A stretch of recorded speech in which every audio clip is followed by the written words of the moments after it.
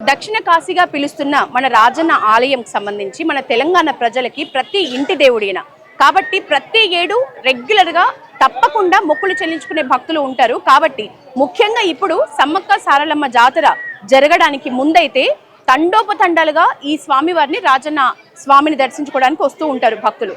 అయితే ప్రస్తుతం మాత్రం కొంత గందరగోళ పరిస్థితే ఉంది భక్తులకి. ఎప్పుడు చూసినా వేములవాడ మండు టెండలో ఉంటుంది ఈ సమయంలో. సో భక్తులైతే తీవ్ర ఇబ్బందులు పడుతున్న పరిస్థితి. కాకపోతే వాళ్ళకి తాత్కాలిక ఏర్పాట్లు మాత్రం పూర్తి స్థాయిలోనే చేస్తున్నారు. ఇక మొత్తానికి ఎవరు వచ్చినా సరే స్వామివారి దర్శనం కోసమే, ఆ రాజన్న దర్శనం కోసమే. కానీ ఈ కాలంలో ప్రస్తుతం ఈ 2 years పాటు 2027 వరకు కూడా మనకి రాజన్న ఆలయంలో ఉన్న గర్భగుడిలో ఉన్న లింగాన్ని దర్శించుకునే అవకాశం, అదృష్టం ఉండదు. ఖచ్చితంగా వచ్చిన భక్తులందరూ కూడా రాజన్నని ఈ భీమదేవుడి టెంపుల్లో, ఈ భీమేశ్వర ఆలయంలో ఉన్న ఈశ్వరుణ్ణే, అంటే ఇక్కడ కూడా లింగ రూపమే ఉంటుంది. నిజానికి రాజన్న ఆలయంలో ఉన్న స్వయంభూ లింగం కంటే కూడా ఈ లింగం ఒకంత పెద్దగా ఉంటుంది. ఈ స్వామి వారిని దర్శించుకొని వెళ్లాల్సిన పరిస్థితి.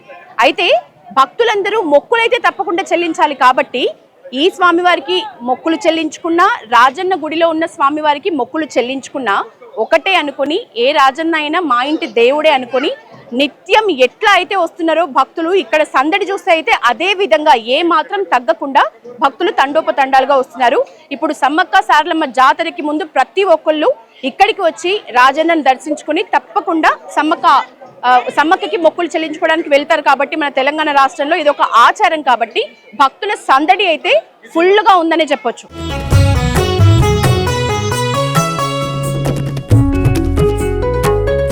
ఇక ఈ 2 ఏళ్ల పాటు దర్శనాలైనా సరే భీమేశ్వరునికే, అలాగే కోడె మొక్కులు కూడా భీమేశ్వర ఆలయంలోనే. మనం ఎట్లయితే వేములవాడ సన్నిధిలో కోడె మొక్కుల్ని చెల్లించుకుంటామో అదే రీతిగా భీమేశ్వర ఆలయంలో కోడె మొక్కులకి ఈ ప్రత్యేక స్థలాన్ని కేటాయించారు. గుడి చుట్టూ కోడె మొక్కుల్ని చెల్లించే భక్తులు ఎక్కువగా ఉంటారు.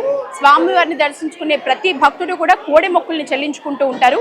సో కోడె మొక్కులకు విచ్చేసిన భక్తుల్ని చూడొచ్చు, భక్తుల సందడి చూడొచ్చు.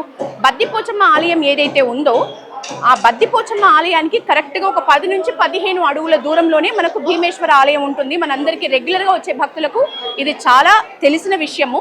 సో దగ్గరలో ఉంది కాబట్టి ఇక్కడి నుంచి ఎవరైతే పార్కింగ్ చేసుకొని వస్తారో వాళ్ళకి మాత్రం ఒక ఇంత దూరం అవుతున్న పరిస్థితి. మనం ఎప్పుడైతే వేములవాడ గుడికి వెళ్తున్నామో అప్పుడైతే పార్కింగ్ స్థలం కొంత దగ్గరగా ఉంటున్న పరిస్థితి. కానీ భీమేశ్వర ఆలయానికి పార్కింగ్ నుంచి వస్తున్న భక్తులు మాత్రం కొంచెం సుదూరంగా నడిచి ఈ భీమేశ్వర ఆలయానికి రాక తప్పని పరిస్థితి. ఎందుకంటే ఇప్పుడు మొక్కులన్నీ కూడా భీమేశ్వరునికే చెందుతున్నాయి. కాబట్టి వేములవాడ రాజన్నని దర్శించుకునే వీలు ఉండదు. కాబట్టి ఖచ్చితంగా కోడె మొక్కులైనా దర్శనాలైనా మనకి భీమేశ్వర ఆలయంలోనే. భీమేశ్వర ఆలయంలో కూడా భక్తుల రాక ఇప్పుడు ఎక్కువగా ఉంటుంది. కాబట్టి కొన్ని మార్పులు ఇక్కడ కూడా జరుగుతున్నాయి. కొన్ని కోట్ల నిధులతో భీమేశ్వర ఆలయాన్ని కూడా పునర్నిర్మాణం, కొన్ని విస్తరణ పనులు ఈ ఆలయంలో కూడా జరుగుతున్నాయి. అవి ఎట్లా ఉన్నాయో చూద్దాం.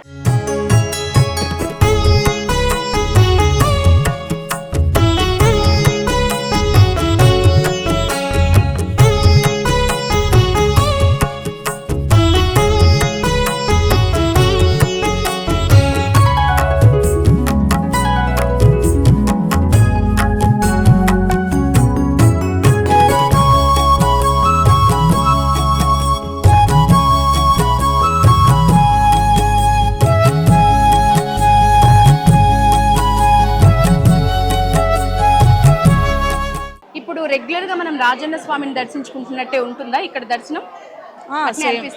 అలానే అనిపిస్తుంది. అన్ని బాగానే చేస్తున్నారు.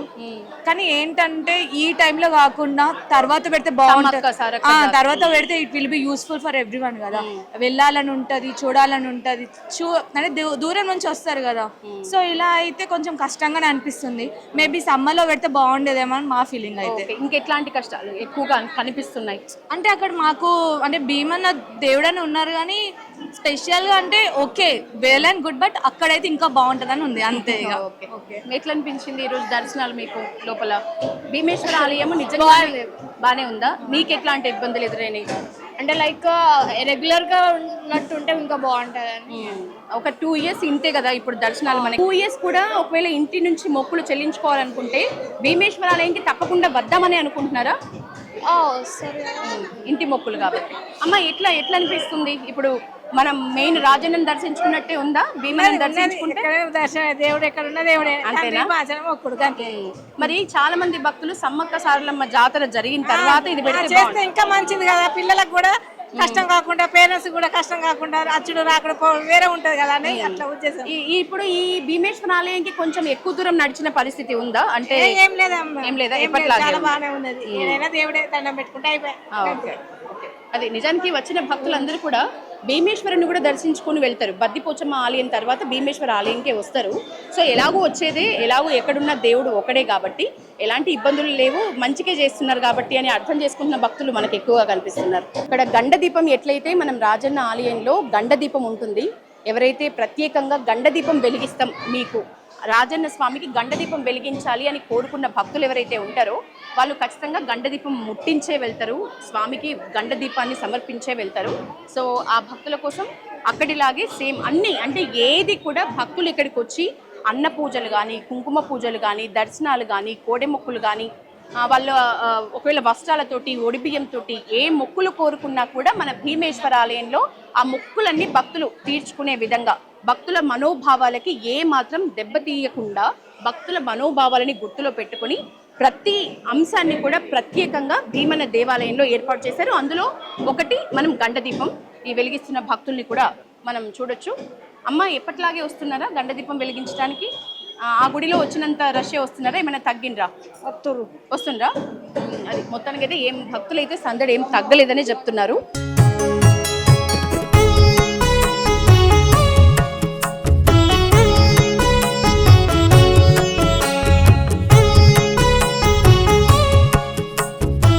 హాయ్ అండి, ఎక్కడి నుంచి వచ్చారు?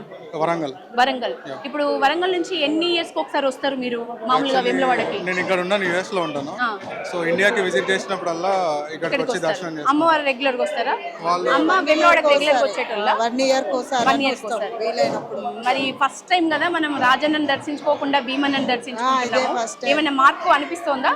ఇక అంటే ఇక బానే ఉంది, అక్కడ కొంచెం వేరే, ఇక్కడ బానే ఉంది. ఇప్పుడే కదా ఫస్ట్ టైం వచ్చింది, పర్వాలేదు, బానే ఉందా? ఏమి ఇబ్బందులు జరగలేదా? ఇబ్బందులు ఎట్లా పార్క్ అంటే వెహికల్ లో వచ్చారా? వెహికల్ వచ్చాం. ఓకే. ఏమైనా ఇబ్బందులు అంటే పార్కింగ్ స్థలం నుంచి కొంచెం భీమన్న ఆలయం అయితే దూరం కదా, అదేమైనా ఇబ్బంది అనిపించిందా?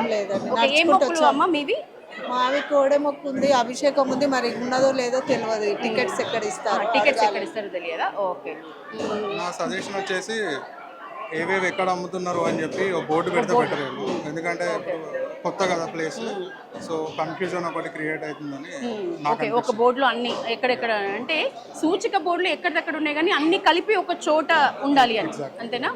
రైట్. భీమన్న ఆలయానికి వెళ్ళుటకు దారి, బద్దిపోచమ్మకు వెళ్ళుటకు దారి అనేది రెగ్యులర్గా మనం చూస్తూ ఉంటాం. కానీ కోడి మొక్కులైనా సరే, ఏ పూజలైనా సరే, ఏవైనా సరే భీమన్న ఆలయంలోనే. సో దానికి సంబంధించి ఇప్పుడు వీళ్ళు నిత్యాన్నదానము లేకపోతే పూజలు ఇట్లాంటి వాళ్ళు చేసుకునే వాళ్ళు ఎక్కడ టికెట్లు ఇస్తారు అనేది మాత్రం వాళ్ళకు కొంత తెలియని పరిస్థితి అయితే ఎదుర్కొంటున్నారు. భూపాలపల్లి కోడి మొక్కులైనా మీ మొక్కు ఇంకేమైనా ఉందా?